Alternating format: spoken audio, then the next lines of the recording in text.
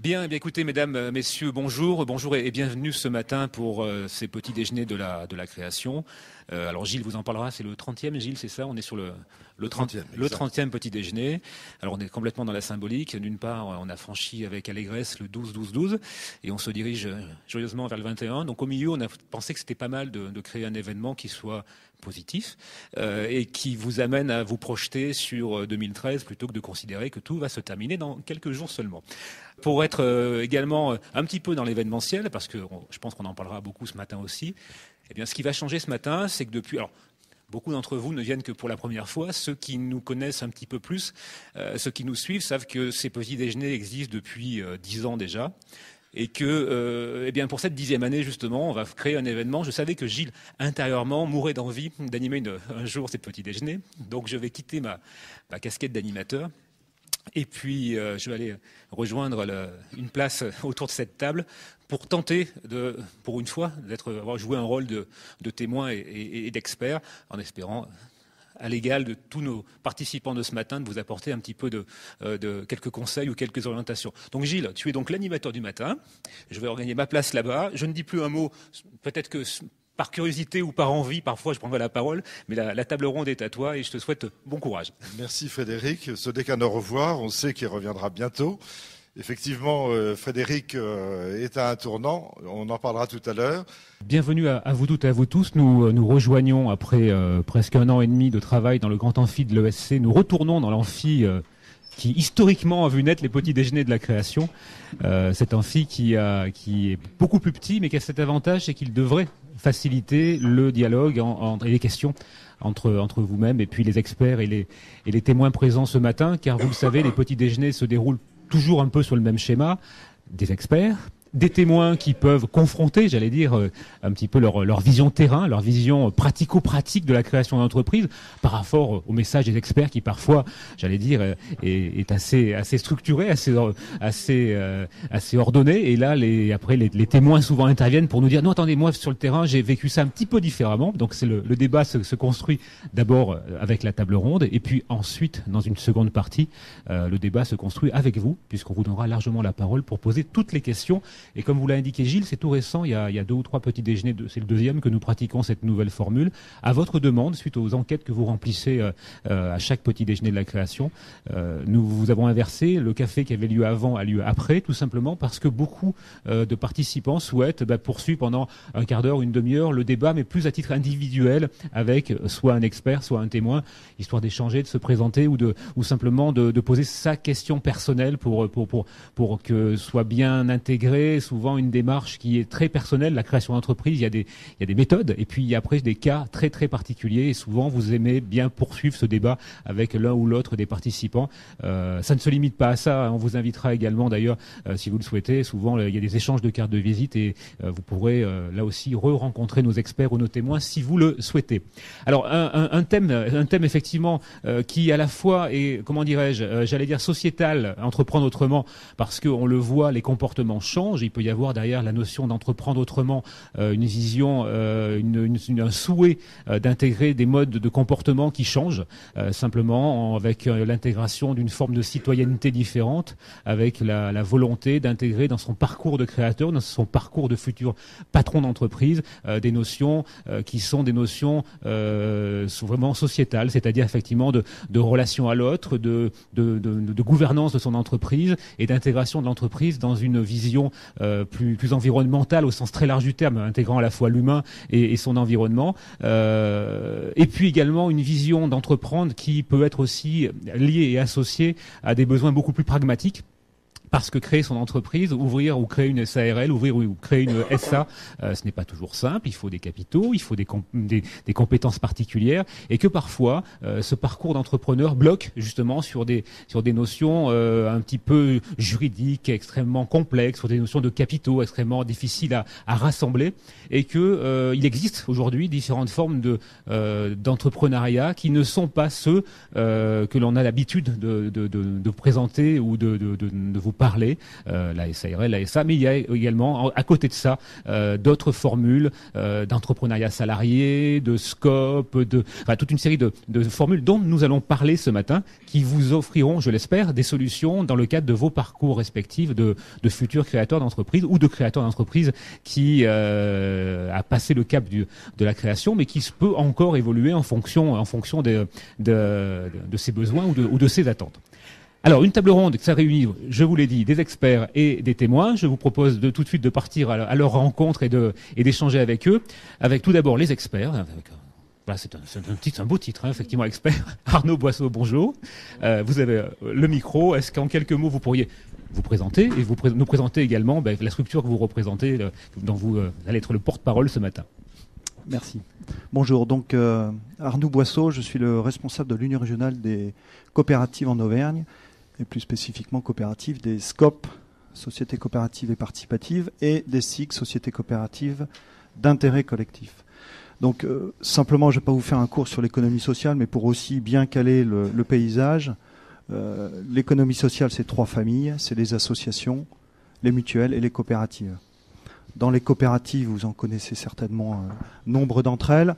Il y a quelques beaux fleurons dans la région. Limagrin est une coopérative agricole. Il y a les coopératives financières, que sont les banques populaires, les crédits agricoles, caisses d'épargne, etc. Vous avez tout un tas de familles coopératives comme les coopératives de logement, d'acheteurs, de consommateurs, maritimes. Et vous en avez une qui est la coopération, les coopératives de salariés, qu'anciennement, il y a 150 ans, on appelait des sociétés coopératives ouvrières de production, puisque ça a été des ouvriers au sens œuvre qui ont été à l'origine du démarrage un peu de toute cette aventure. À côté de vous, j'allais dire, nous avons, comme de tradition, toujours ou un expert comptable ou un avocat, parce que ce sont quand même 2 corps de métier, 2 professions incontournables du jeune créateur, bien que très souvent oubliés, malheureusement. Combien de créateurs partent sans expert comptable et sans avocat? On pourra en débattre. Bruno Bibollet, bonjour. Vous représentez un cabinet prestigieux à Clermont-Ferrand, cabinet Fidal. En quelques mots, là aussi. Oui, bonjour. Donc Bruno Bibollet, je suis avocat en droit des sociétés à Fidal, où on accompagne en fait les porteurs de projets. Et puis lorsque le projet se développe, on continue de l'accompagner. Donc on aura l'occasion de parler un peu comment créer autrement, avec quelle structure, et en parlant un peu aussi de la nouvelle structure qui est l'EIRL. Voilà. Une nouvelle structure, remarquez, il y en a une tous les 3 ans, 2 ans, une de plus, voilà. Nous verrons comment l'adapter à vos besoins, à vos parcours. Dominique Léry, bonjour. Bonjour. Vous êtes une fidèle des petits déjeuners de la création, vous représentez, et puis une fidèle des médias aussi à Clermont. On commence effectivement à entendre beaucoup parler de vous. En quelques mots, le parcours de créateur. Vous êtes au titre de témoin ce matin. En quelques mots, vous-même, le parcours et la présentation d'Adapt Service. Donc j'ai cofondé une petite structure clermontoise en 98 qui était précurseur en tant qu'entreprise privée dans les services à la personne et spécialisée, donc qui s'appelle Adapt Service et qui est spécialisée dans la prise en charge des personnes fragiles, donc âgées, handicapées de tous âges. Donc cette petite structure a grandi puisqu'on l'a développée sous forme de réseau de franchise à partir de 2001. Et aujourd'hui, le réseau compte 155 implantations en France, 3500 salariés, 10 000 clients jour. Voilà. C'était effectivement une synthèse d'un beau parcours. C'était rapide, d'un très beau parcours. Merci Gilles. Et puis également un petit mot pour remercier tous nos partenaires qui nous suivent depuis déjà plusieurs années. Nous ne les citons pas. Vous les avez toute la liste effectivement sur les cartons d'invitation, mais c'est important de dire que des partenaires accompagnent les petits déjeuners de la création, accompagnent depuis déjà presque 6 ans, 7 ans maintenant ces petits déjeuners et sont un jour on le fera d'ailleurs. On s'est proposé d'essayer de faire le point sur le nombre d'entreprises qui ont été créées, d'entrepreneurs qui sont passés par cet amphithéâtre. En tous les cas, merci d'être là, bienvenue. Un plateau impressionnant ce matin parce que il y a effectivement autour de cette table un certain nombre d'acteurs, de techniciens, d'experts et puis d'entrepreneurs qui vont vous tenter en une petite heure et quart de vous donner quelques pistes, des pistes d'ordre macroéconomique parce que qu'on le veuille ou non, une crise économique comme celle que nous vivons s'analyse, s'interprète sur des signaux faibles mais aussi des signaux forts, savoir un petit peu Où en est-on réellement? Et nous avons la chance d'avoir autour de cette table le directeur régional de la Banque de France qui nous apportera une vision ô combien constructive et au plus près de la réalité de cette crise économique. Parfois, effectivement, nous ne pouvons l'analyser qu'à travers le prisme des journalistes qui réalisent un travail admirable, mais qui parfois, effectivement, vont être des interprètes de certains signaux et on n'a que rarement accès à l'information brute, telle que la Banque de France peut nous la délivrer, nous la donner. Et puis également, nous nous intéresserons de façon pratico-pratique, parce que c'est un petit déjeuner de la création, nous interrogerons sur des questions toutes simples. Comment je fais moi? Où je trouve l'information? Quel process, quelle méthodologie je mets en place pour identifier le bon timing pour démarrer mon entreprise dans cette période? Comment j'identifie le bon créneau innovant, différent en termes de création d'entreprise? Parce que, comme l'évoquait Gilles, certaines places vont se libérer de par la défaillance de certains acteurs bien présents sur les marchés, et certains créneaux, et on le voit avec Copenhague, des créneaux en termes d'environnement par exemple, vont naître et vont se développer, sur lesquels vous pourrez effectivement ressaisir une opportunité. On ne répondra pas à tout, c'est clair, on ne fera pas le tour en 1 heure, mais on essaiera d'être le plus pratique comme ces petits déjeuners, comme souvent les experts de ces petits déjeuners savent si bien le faire. Autour de cette table, je salue nos invités. Je vous l'ai dit, un plateau de grande qualité, avec tout d'abord monsieur Maxime Maury, qui est directeur régional de la Banque de France, qui nous parlera dans quelques petites minutes effectivement de sa vision effectivement de cette crise économique. J'aimerais que vous nous parliez un petit peu également, pourquoi pas, de votre vision de l'entreprise aussi, du côté Banque de France, comment on perçoit l'entreprise, mais on s'intéressera surtout avec vous à votre expertise ô combien importante en termes d'analyse de la situation que nous vivons actuellement. À côté de vous, Alexandre Asselineau, qui est enseignant-chercheur à l'ESC Clermont. C'est un plaisir de vous accueillir chez vous, c'est un peu un paradoxe.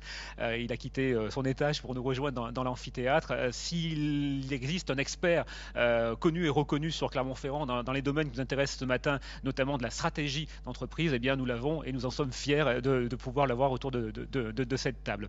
Laurent Pinchemaille, Avril Solutions, une entreprise ô combien importante ce matin, puisque vous êtes expert dans la veille stratégique, dans l'intelligence économique, un mot extrêmement impressionnant quand on le prononce, mais vous nous direz que ça peut être aussi très concret, très, très simple et très basique finalement de se poser les questions et à quel moment faut-il se les poser. Et puis deux témoins qui ont certainement beaucoup de choses à nous dire, à nous apprendre et à partager avec vous. Arnaud Thiollier, d'abord Baby Move. Est-ce qu'on présente encore Baby Move? Oui, vous le ferez tout à l'heure, mais j'allais dire depuis le prix de l'Auvergnat de l'année, en passant par je ne sais combien d'articles et de références, Baby Move est une entreprise clermontoise dont chacun peut s'inspirer de par la réussite. Et à côté, et pour terminer ce plateau, François-Xavier Carpentier, une jeune entreprise, Coviva est une jeune entreprise, mais une réussite exemplaire également, comme quoi, et Baby Move et Coviva nous en feront la démonstration, on peut réussir même pendant la crise, même pendant les travaux, tout continue, les ventes continuent. Alors, on va commencer cette table ronde, et puis vous savez qu'on terminera par un jeu de questions-réponses. C'est important. Je vous invite dès à présent, pendant le débat, éventuellement à vous préparer, à vous noter des petites questions, parce que l'interaction, c'est important, et on est là pour vous. On est là pour répondre à des questions que vous pourriez avoir. Pour débuter, Monsieur Maury, je me tourne vers vous parce que vous êtes, j'allais dire, l'expert avec un grand E sur la crise économique. Parce que vous êtes, j'allais dire, au plus proche d'un ensemble de données que seule la Banque de France est susceptible d'avoir, de connaître.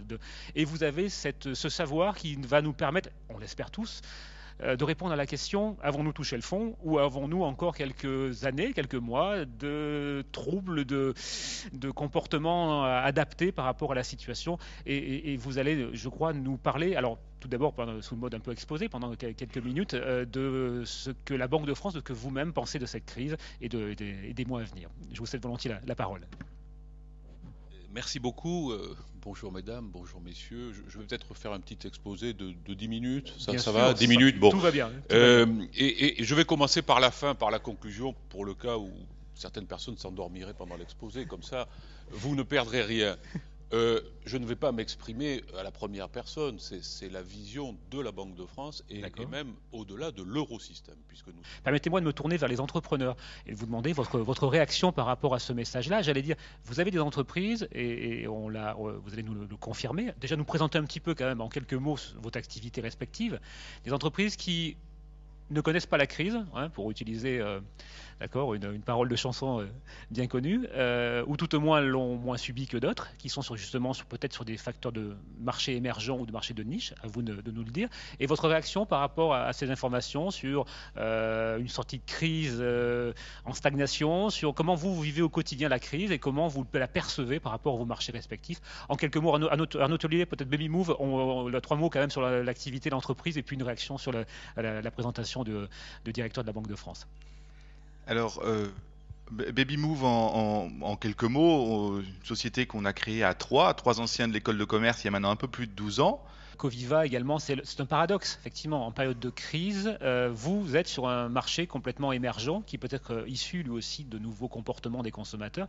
Un marché qui est estimé, alors vous me corrigerez, j'ai lu qu'il était estimé, je n'ai plus le chiffre sous les yeux immédiatement, mais dans tous les cas en forte croissance et plein d'espoir pour l'avenir. Le marché des services à la personne. En quelques mots, Coviva, et vous aussi, comment avez-vous vécu l'année de crise et comment voyez-vous un peu les quelques mois qui viennent ? Alors Coviva, c'est une société que j'ai montée avec mon épouse en octobre 2004 sur Clermont-Ferrand qui faisait du service aux personnes âgées. Et à partir de septembre 2007, on a décidé de